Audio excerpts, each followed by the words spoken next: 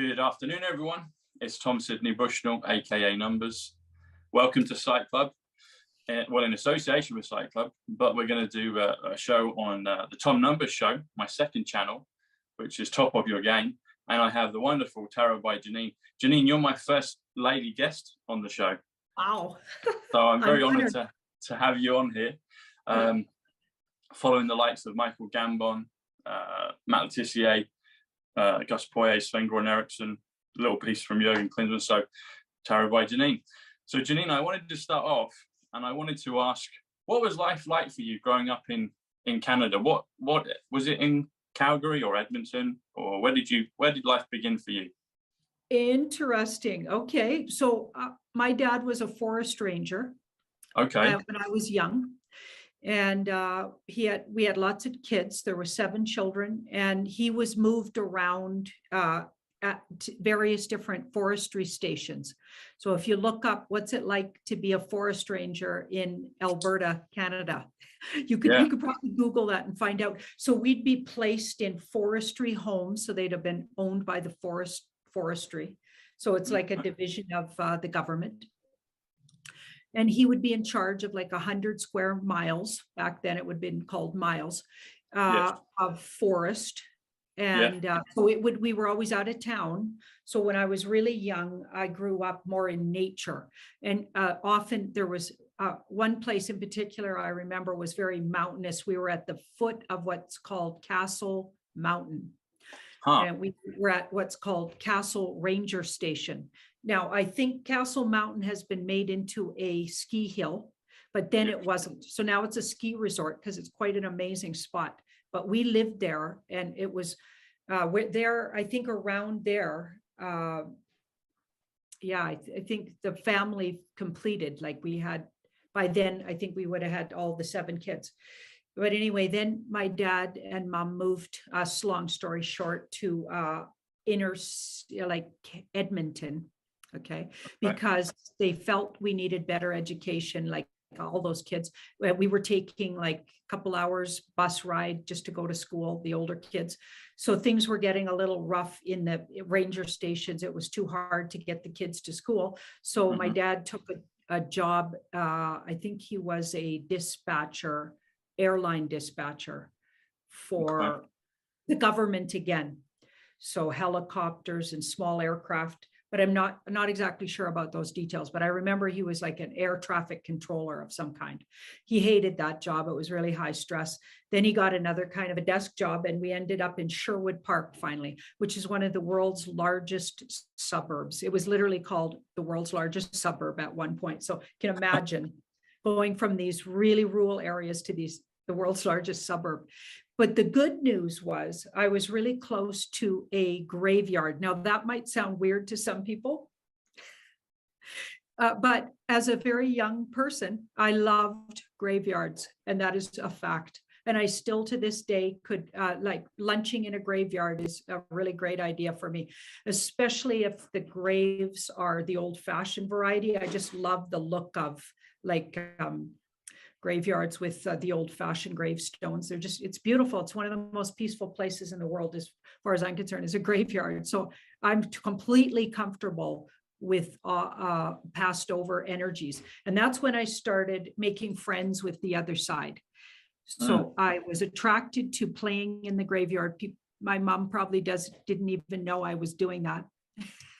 I would walk across, I remember at that time, the world's largest suburb wasn't really developed very much yet, but I would walk across what is now a highway, and I'd go play in this graveyard, and I would bring home souls. So I would make friends. So I remember reading the gravestones, especially I found a whole section where there was children. So this might sound weird to people, but it didn't seem weird to me. And I just intuitively was picking up on this energies of who was there. And I made friends with these children. So I'd read their names, and then I'd go home and they'd follow me home.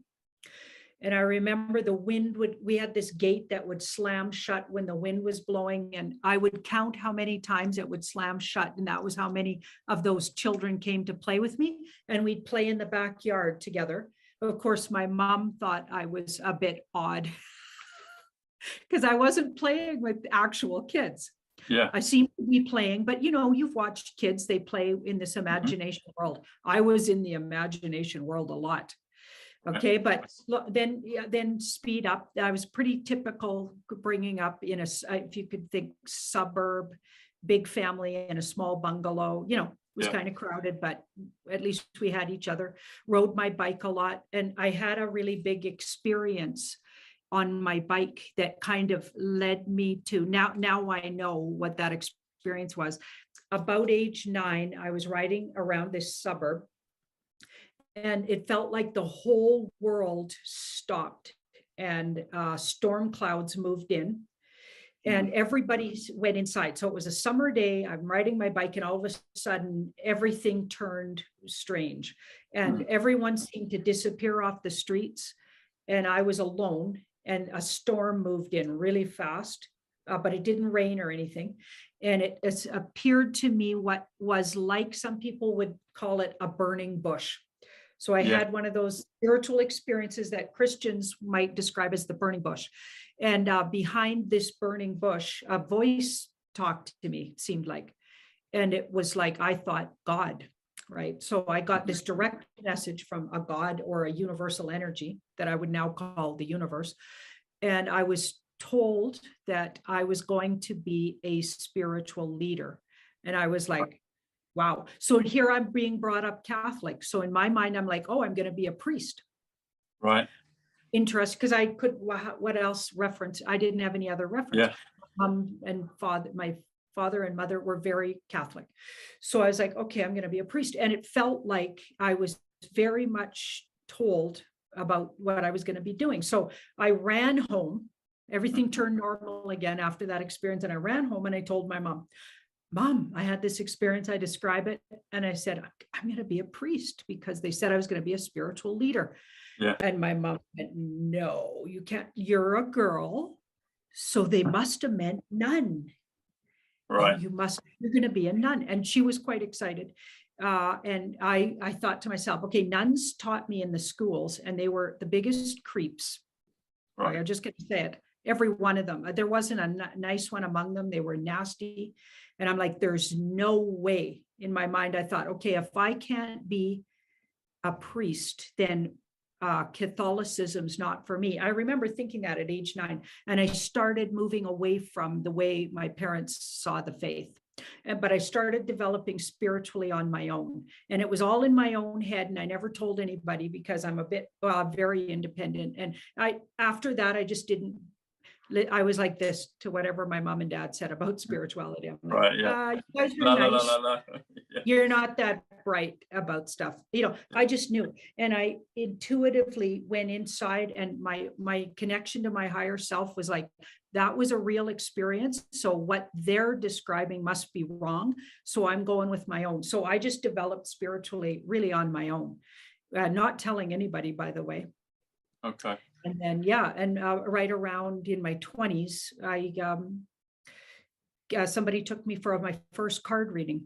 I'd never been to a card reader. And this person was working in a pub. So you guys would describe it as a pub. Yeah. They were on what they call the quiet side of a big noisy pub, but there's a quiet side to it. Yeah. So this woman was working out of this pub, and I don't even remember her name, unfortunately, but older gal. She would have been in her, 70s or something. And she sat down, we had to pay her, I think it was $30. Yeah. $30. Yeah. And she gave me a reading, and that reading is still coming true today. Like she said, I would be a known reader. First of all, I'd get obsessed with tarot. I'd study it. I'd be a known reader. I'd have a huge clientele all over the world. Then I'd get on television. So she called it television, but I now see it was likely she meant YouTube. Yeah. And that's anyway, what the symbol of YouTube used to be, TV, didn't it? Used to be the television. Right? Yeah. Exactly. Yeah. And back then they didn't have YouTube. So card readers see things, and then they just tell a story, and then some version of it will come true. That's usually how it works. If they're any good, a version of their story will come true. They just used their own words to tell the story. Mm-hmm. Anyway, I thought she was nuts. And I said, no, I'm going to be a stewardess. I'm not going to be a tarot reader. I don't know what you're talking A about. trolley dolly in the sky, right? Yeah. Yeah, I thought she was crazy. And then Yeah. on my birthday that year, a friend of mine, probably the same friend that brought me for the tarot reading, bought me a deck of cards, my first deck, and put it in my hands, placed it in my hands. Yeah, so that was intense. And I literally fell into a meditation. And in the meditation, I became a cougar, which is interesting.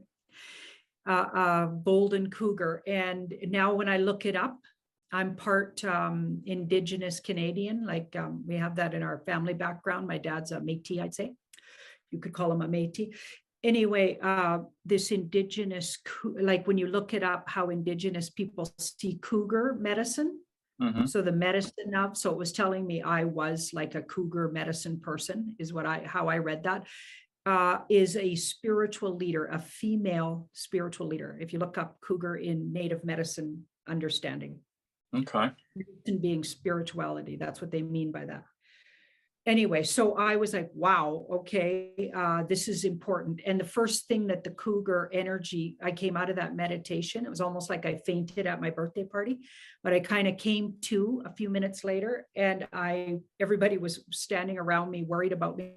And I just knew intuitively, first of all, I had to cut ties with this boyfriend I was with at the party. He was going to, my initial feeling about it in the vision was he was in my way of my spiritual path. But what I got from that was my spiritual path comes first above everything. Mm-hmm. And I started looking for my spiritual teachers after that. And another friend took me to my first tarot card lesson and introduced me to a woman named Connie Leonard. Turns out now in retrospect, she was a survivor. Okay. Yeah. That interesting. So that connects me now to today, the spiritual situation we're in the world, fighting against people that have been abused by that, and the perpetrators of that sort of activity, right? We can't get into that too much here, but anyway, so she taught me tarot, and she was one of the best, to be honest. She was a spectacular reader. And she's Connie Leonard, you say, is that her name? Connie Leonard. Passed over, I'm sure by now, but like, because the last time I talked to her, she was in her 90s, it was years ago, and she could barely hold the conversation. So I'm pretty sure she didn't have long for the world after that. So I'm assuming that she's left the earth plane, but I don't know that for sure. Yeah. But I don't know, like she wouldn't have been famous, but some people probably know of her. She was quite well known in her area, that's for sure. But back then there wasn't YouTube to get on and stuff like that. So but she was very well known probably by a lot of people, and ended up on Vancouver Island, I believe, was the last time I talked to her. She was living there. So some people might know of her, but she was really good, kind of socially, unfortunately, because of her background, like a difficult upraising, like her childhood was very difficult, obviously. Right. So she had some interesting sort of social issues, but so does everybody, right? Somehow, maybe not as it's amazing we're all still alive because of the stuff we've been subjected to throughout time on the earth plane. So if you're still alive, you've got air in your lungs, then well done to everybody. So anyway, then I went on to just follow my soul purpose, and nothing was coming in my way after that. Like, long story short, I ended up just listening only to my intuition and never looking back. I've never had a day job where I actually had a boss per se. Like I did some bartending and waitressing while I was studying tarot. And I love doing that, by the way, but you're pretty independent. Like I was mostly working for tips because the wages were about $3.40 an hour or something. We didn't even care if we got our paycheck or not. Like, and we often didn't actually. In one place I worked, I never got a paycheck. We would just take advances from the till.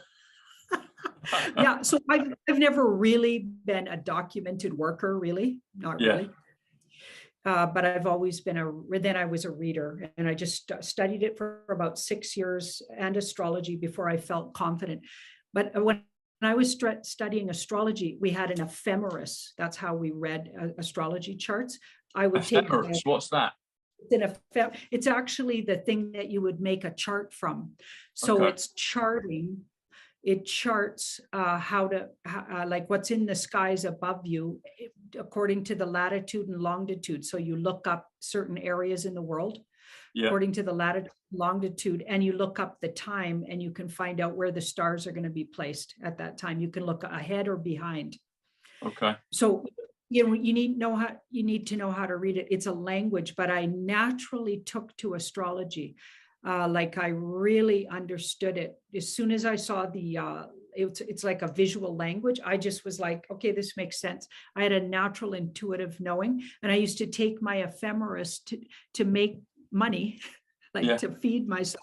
I would take my ephemeris to clubs, bars, but venues with musicians playing and whatever. And in the in-between time, I'd ask people if they wanted me to read their chart with this ephemeris, right? Yeah. So it was quite a feat. Like I'd take a ruler and look up their latitude, longitude of where they were born. And oh my goodness. Yeah. And I would tell them stuff about themselves. Wow. Do you still have this ephemeris that you used to use?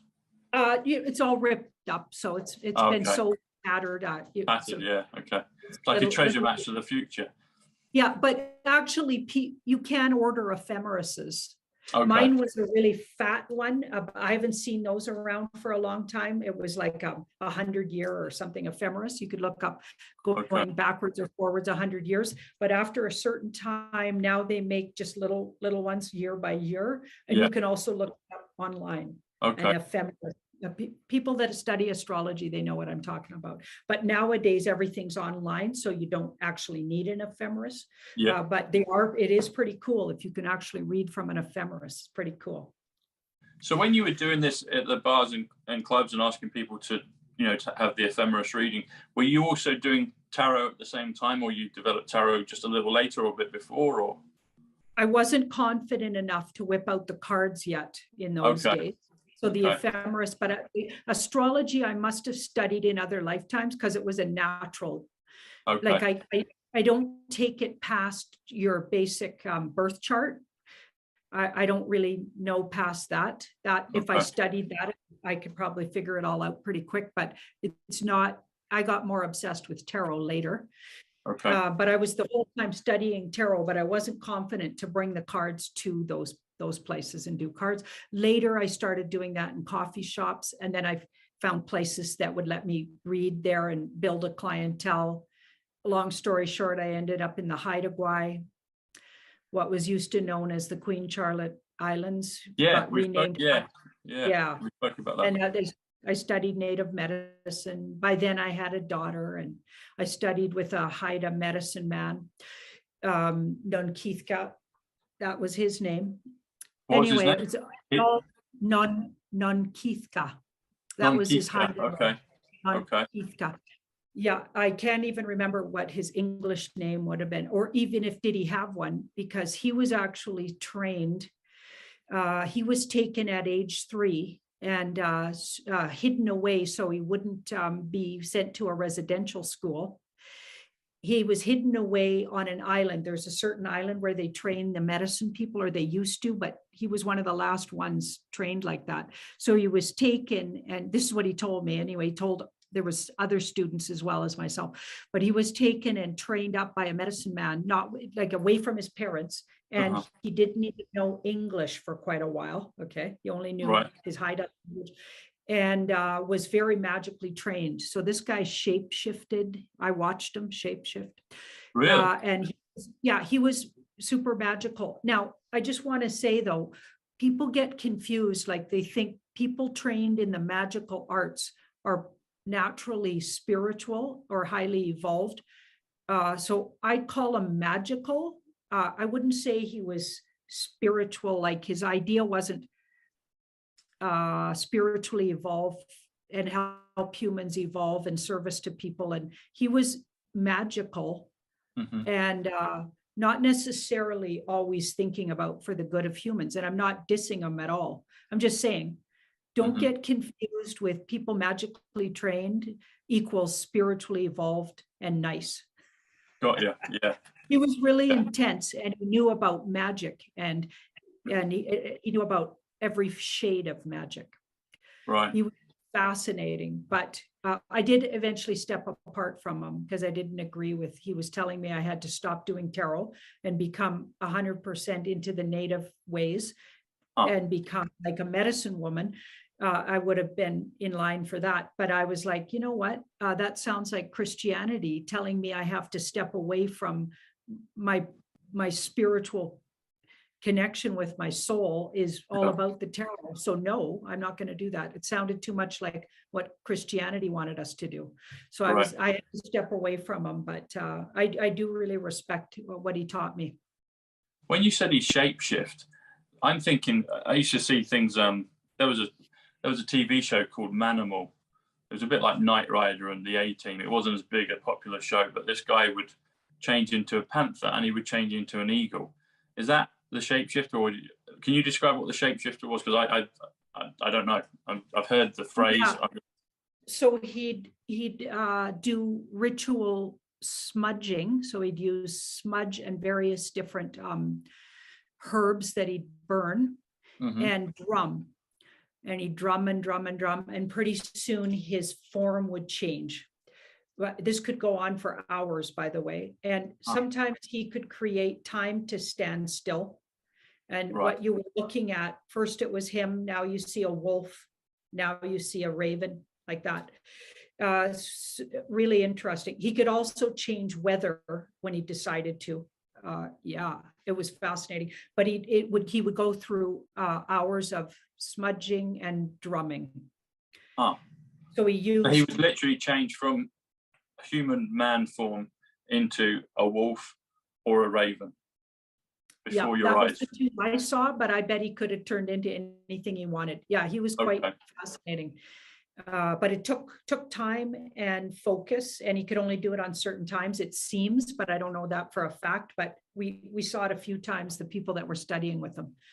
Wow. So he also intuited into being in the he would intuit for everybody at who was gathered.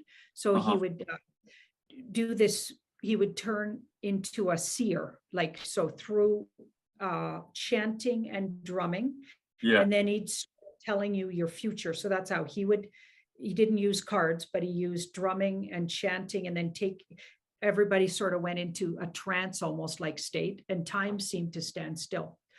You could be doing it what felt like hours of this ritual, and then you'd come out of the spot we were doing the ritual, which is usually in a nature area. Yeah. We'd come out of that area, and it would an hour would have passed, not hours and hours like it felt like. It was very magical. Anyway, he did this one time where he drummed into being my future son. So I had my daughter already. She would have been about 5. I had her at 31. So now I'm in my mid-30s. I'm studying with this guy, and he drummed into being my son. And my son walked in the room, who is now my son, came in about age 3, maybe, or 4. He looked at this. So this little boy came with a little bit of an afro, and dark-skinned boy came and wrapped himself around me, and was very loving, and it was like a hologram of a person, but I could see what he looked like. And I'm like, who's this little boy that's hugging me? Yeah. And he says, oh, that's your son. In his trance sort of like voice, he said, oh, that's your son. And I said, I don't have a son. And he said, well, it's your son in the future. He's coming in the future. He's just saying hi to you. And I was like, okay. Well, I said, oh, do I adopt him? Because he looked like a child from a different culture to me. And he went, no, you birthed him. In the future, you'll birth him. And his father is a Black man. And I was like, okay. But I said, but I'm not seeing anybody right now. And he goes, it's in the future. You're going to be in your 40s.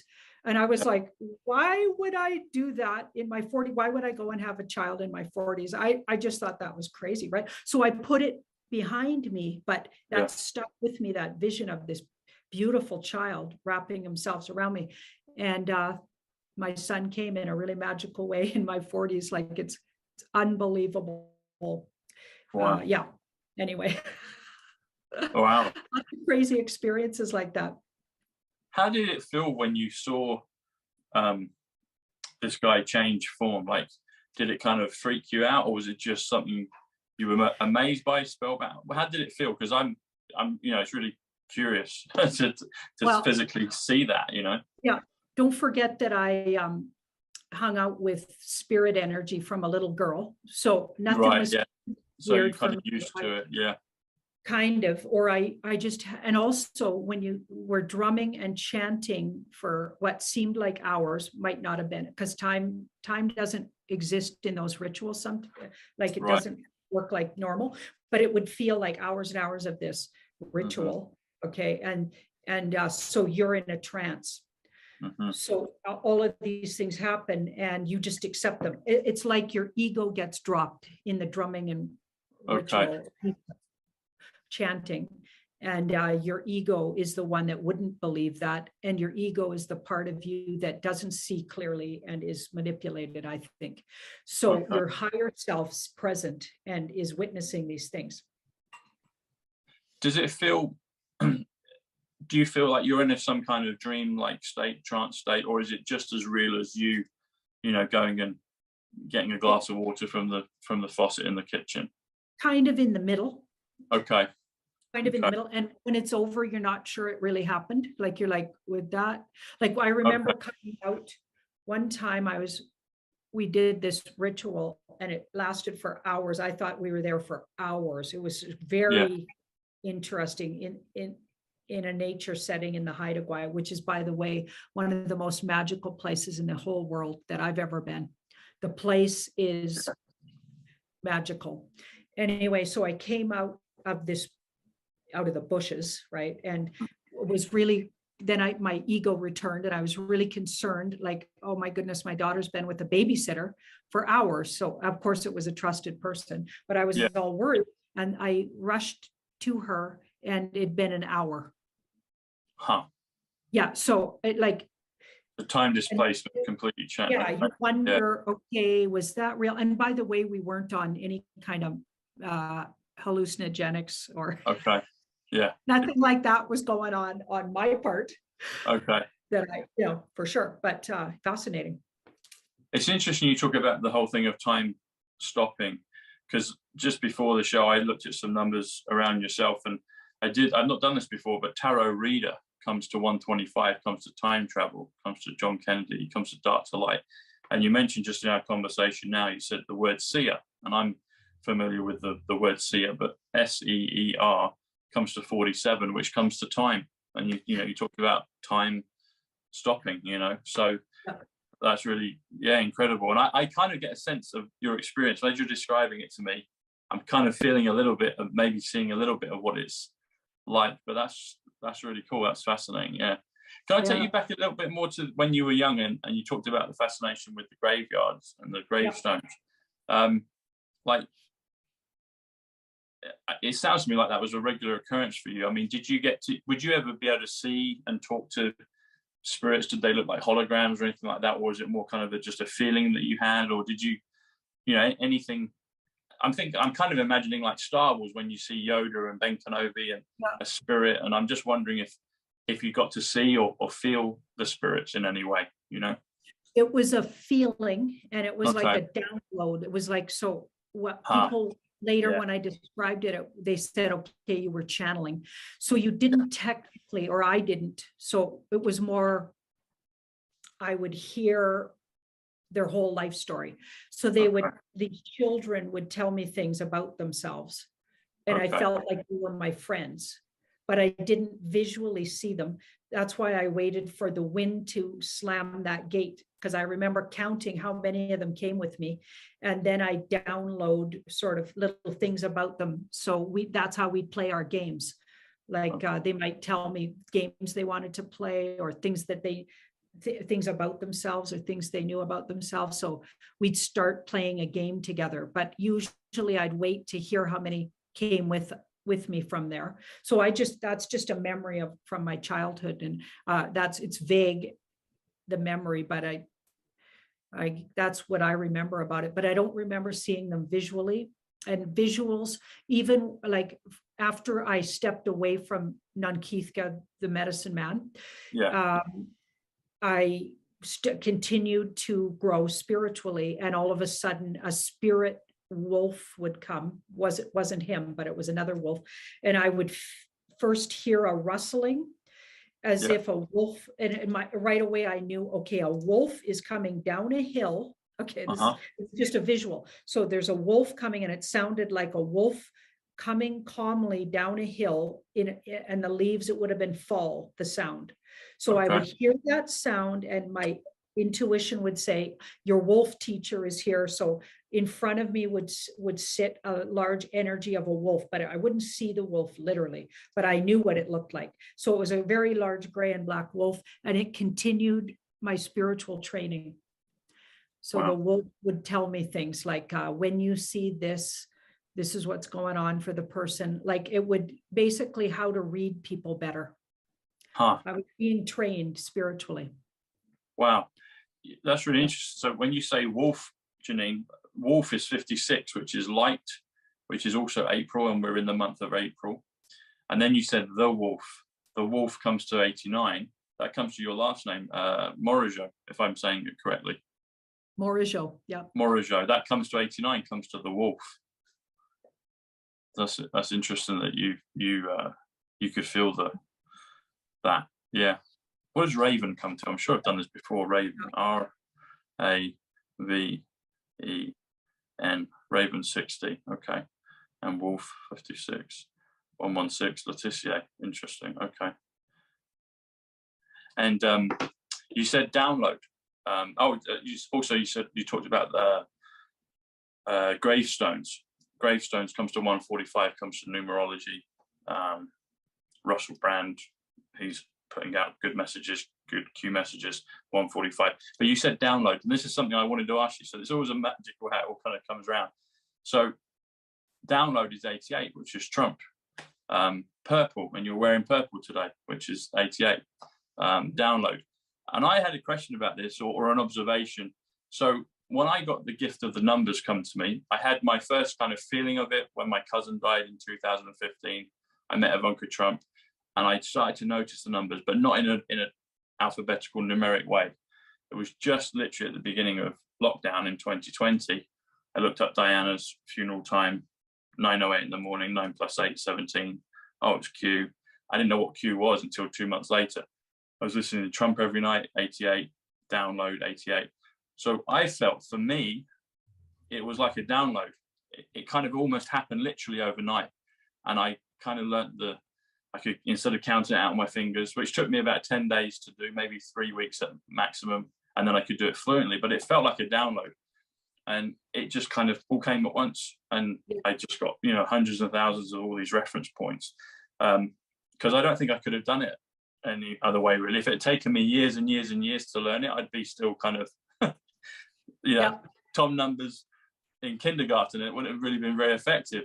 But it literally came as a download. So that's so fascinating when you said you felt like it was a download in your early childhood, with the children and the spirit. Have you experienced other downloads, other gifts? So you've also got tarot, you've got the birth chart. Any other things any other pieces of, I guess, spiritual gifts, spiritual downloads that help you on your journey with your work now? Well, when I go in public places, sometimes I get downloads about people maybe in front of me in line and etc. Okay. Now I'll definitely say I never tap them on the shoulder and tell them what I'm getting, because they didn't agree to that, and that would be overstepping boundary. I'm really big on boundaries. Yeah. Also, often when I'm in those kind of establishments, I'm off duty, so it's not like I'm agreeing to work with them and work on their stuff with them. You know what I mean? But I will get downloads about maybe issues they're having, and I work on sending heart energy and rising vibration in a room. I do like it just comes naturally. And I think a lot of people out there do this if they're intuitive or loving of humans. I really love humans. So I spend a lot of time sort of doing these little rituals in my head. Okay. just to rise vibration in a room, send people healing energy. I got that sending ravens. The reason I say that is I was taught when I was in the medicine training to take your totem animal. So raven became really clearly one of my totems and one of the energy sort of medicines I work with. So I learned that, like, they taught me. So the ravens would come and wait. Okay. Like the vision of ravens would sit in trees. So some would come 3, 5, 6 numbers. They would come and sit in the tree and wait. And it was like they were waiting for something from me. So I learned to heap all that energy from my heart chakra onto their wings or onto their backs, and I send them. So when I say I'm sending ravens, if I know somebody's really hurting in particular, I'll imagine a tree in front of me and the ravens will just naturally come, however many the universe thinks they need. And I heap the loving energy on them, and it's how I send energy. But Reiki masters send it a different way, and it's just a healing technique. Okay. Very cool. Sending ravens, yeah. Is it what's the spiritual significance? Well, it's your totem, but what's the kind of the spiritual significance of a raven? Like, does it have kind of a history to it, or why it's so prominent? Yeah. Well, in the Haida understanding, they're healers, so healing, and they don't live in the physical world, so they live in the mystical world. So they bring you awareness of magic is around, healing is available if you need it, magic. And so they have a very positive connotation, but they're mystical and magical too. And they say that they don't technically live on the earth, they live on another dimension. So they can come in and out of our reality. So that's why it's harder to find their feathers. And if you find a raven feather, you're really lucky. And I've found some, but I've also been given raven feathers from other magical people that have found them for me. They also, it's hard to find their nests. And this is like just one of the ideas of why that might be. So they come in and out of consciousness. Yeah, they're like energy senders and receivers. So they shift healing energy around. You can send energy with them. They're like messengers from the spirit world. And or from loving energy, like, yeah. Awesome. Ravens. I need to pay it. Here in Regent's Park, I thought I saw some ravens. I took some pictures a few weeks ago. It made me think of you. Are they the ones with the black beak? Are they bigger than black? Yeah, they've got really big hook beak as opposed to a more sharp, like little, like that's the crows. Okay. Ravens have a big kind of almost a hook nose and a longer. As in your picture behind you, yeah. Yes. Okay. Yeah. So like from the side, they wouldn't just have a sharp beak. Like I love crows too, by the way. Crows are another big medicine of mine. Okay. Black crow, actually, I did this before. It comes to 88 Trump purple black crow. I remember, and Russell Brand's got a thing of the black crow on his motif. That's interesting. Wow. So that's why they're rare, relatively rare, because they pop in and out of our reality, in and out of our dimension. Okay. Well, that's according to the way the Haida people, so the indigenous peoples known as the Haidas. Okay. That's my understanding of what I mean. As somebody who is a Haida might have a way better way of describing it, but that's what I gathered from what I was taught. Okay, awesome. Did you have any cards you wanted to pull, Janine? Either for you or for me or for the viewers, or? Let's pull for the viewers. Okay, let's do that. Because we're in really intense times and we need all the help we can get, right? Yeah, let's give them some good cards. Yeah. Yeah, let's see. So this would be from the spirit world to the viewers watching a message. Okay.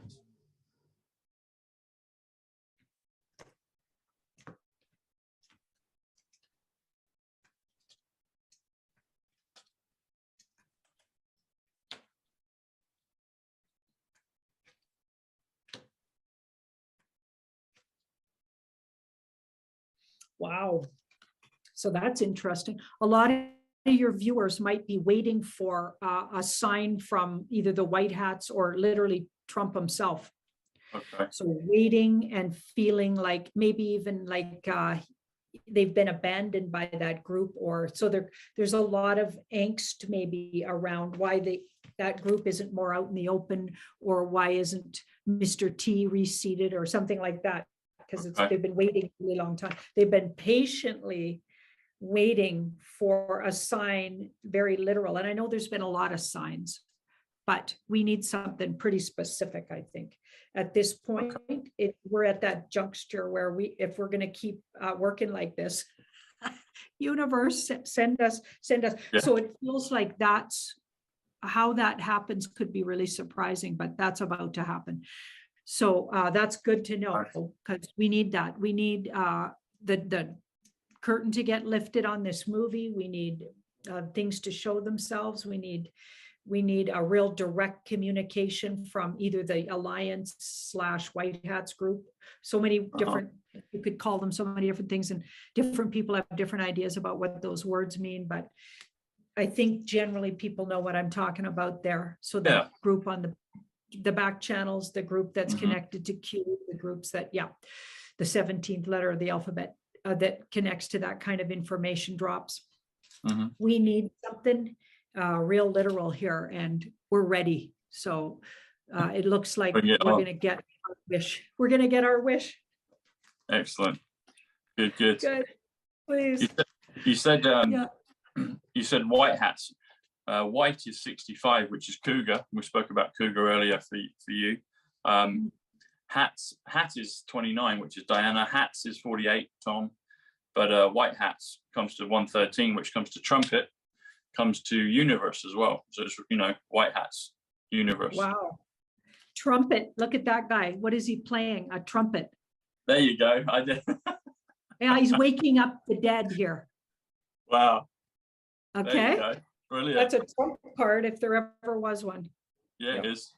It's even got the English flag as well. Yeah, it's crazy, Cross. right? Yeah. And golden, it's a golden trumpet. Golden is Tesla. Judgment. And we need to see some justice for what's been done to humanity. And we need to see these people come to judgment. Yes. Yeah. Yeah. Judgment is 99, which is also Patriot, also Ascension. Justice is 87, which is truth. Truth, justice, and also Junior, as in JFK Junior. But that's really fascinating.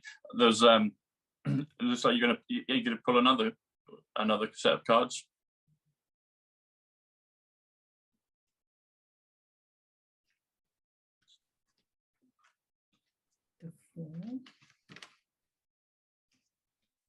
So this feels like it's telling us it's long, slow, steady death to, that's my deep state dark cult card. It's been a long, slow, steady, like we're getting rid of these guys, but it's hard. It's hard work. And this is a painful, long, slow process to rid the world of thousands of years of being manipulated by this bunch, right? But this card here says, patience and perseverance is necessary. Universal timing, that's the temperance card it's talking about. The universe knows better than you do when's the right time. So we need to trust the universe's timing on this. It's not even human timing. Even the white hats, or what we call the Alliance or whatever, they're all also having to respect universal timing. The universe also is making moves here because there's a destiny happening. The destiny of it's time to not be controlled by. We don't need that lesson anymore. We don't need the dark hat lesson anymore. We've woken up, enough of us, I believe, and it's time to shift that, but the universe will make the final say on the timing. So we're going to need to trust that. And the more we all just trust the universe, and I'm not talking about put our trust in some humans or just do nothing. I'm not saying that. I'm just saying trust in your heart at least. Keep doing what you do, keep rising your vibration, keep never letting yourself be controlled in any way you can. Be independent and sovereign. Just do that every day, of course. and whatever it is you've been doing to keep the vibration high and people around you safe, and try to be loving. I'm not saying do nothing. I'm saying do all of those things, but also in your heart, trust and visualize a better world, because we're going to create it together. Awesome. Yeah, fantastic. You said universal timing, Janine. That comes to 193. So universal is 121, which is second coming, which is golden jubilee, which is revelation, Gotham City for Batman and Robin. There's lots of codes on that. And then timing is actually 72, which is money, which is interesting. You know, it's all part of the golden jubilee. So golden jubilee money comes to universal timing 193, and 193 comes to one of the phrases I always like to say, which is follow the twos. 222, 1,000 years of peace. So that's amazing. And there's a set of numbers that I wanted to share with you, which is Tarot by Janine comes to 154, which comes to the second coming, which comes to the revelation, and you've certainly done plenty of those. And 154 comes to the golden jubilee, and it also comes to Queen of Hearts. Queen of Hearts, and Queen of Hearts was one of Diana's names that she was known by particularly by the people here in England, but all around the world. Wow. So Queen of Hearts, 154, Tarot by Janine. Yeah. Wow. Any? Can we have a look at that? Kind of where both you and I are very close in terms of a spiritual connection with Diana and the work that we both do. Can we have a look maybe on Diana, just kind of where she's at right now, what things are going on, and maybe she's got a message for us of hope and faith and confidence at this time of Easter.